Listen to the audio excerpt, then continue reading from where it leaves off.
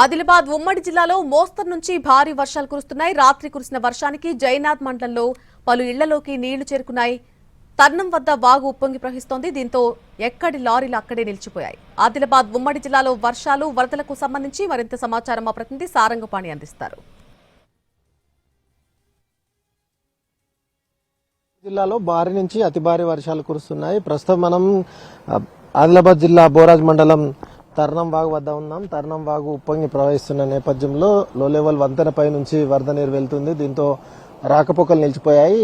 ఆదిలాబాద్ వైపు నుంచి బల్లార్షా మహారాష్ట్ర వైపు వెళ్లే వాహనాలు ఏవైతే భారీ వాహనాలు నిలిచిపోయాయి. కిలోమీటర్ల మేర వాహనాలు నిలిచిపోయిన పరిస్థితి. నిన్నటి నుంచి వాటికి సంబంధించిన లారీలను నిలిపివేయడం జరిగింది. ఎందుకంటే ఎగువన ఉన్న సాత్నాల మత్తడి వాగు ప్రాజెక్టుకు సంబంధించిన గేట్లను రాత్రి ఎత్తిన నేపథ్యంలో భారీగా వరద నీరు వచ్చి చేరుతున్న నేపథ్యంలో ఈ లో లెవెల్ వంతెన పూర్తిగా నీట మునిగింది. ఇది ప్రతిసారి వర్షం ఏ చిన్న వర్షం వచ్చినా వంతెన పూర్తిగా మునిగిపోవడం, రాకపోకలు నిలిచిపోవడం అనేది సర్వసాధారణంగా మారింది. అయితే ఇది గతంలో ఉన్న పాత బ్రిడ్జి కూల్చివేశారు. అయితే కొత్త బ్రిడ్జి నిర్మాణం కోసం పనులు కొనసాగుతున్నాయి. ఈ నేపథ్యంలోనే లో లెవెల్ వంతెన లక్షల రూపాయలు వెచ్చించి నిర్మించారు. కాకపోతే దాని కింది వైపు నుంచి నీళ్లు వెళ్లకపోవడం, అదేవిధంగా చెత్త చెదారం అంతా పేరుకపోవడం మూలంగా ఈ విధంగా రాకపోకలు ప్రతిసారి నిలిచిపోతున్నాయి. అటువైపు మహారాష్ట్ర వైపు నుంచి వచ్చే లారీలు ఏవైతే ఉన్నాయో అటు తర్నం నుంచి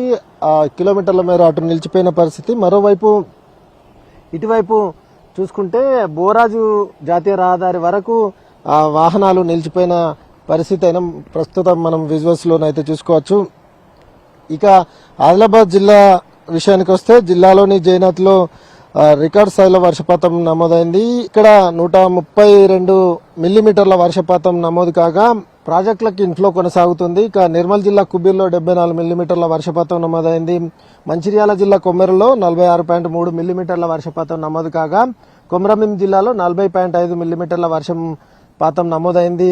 ఇక కడెం ప్రాజెక్టుకు ఇన్ఫ్లో కొనసాగుతుండగా 3 గేట్లెత్తి దిగువకు నీటిని విడుదల చేశారు.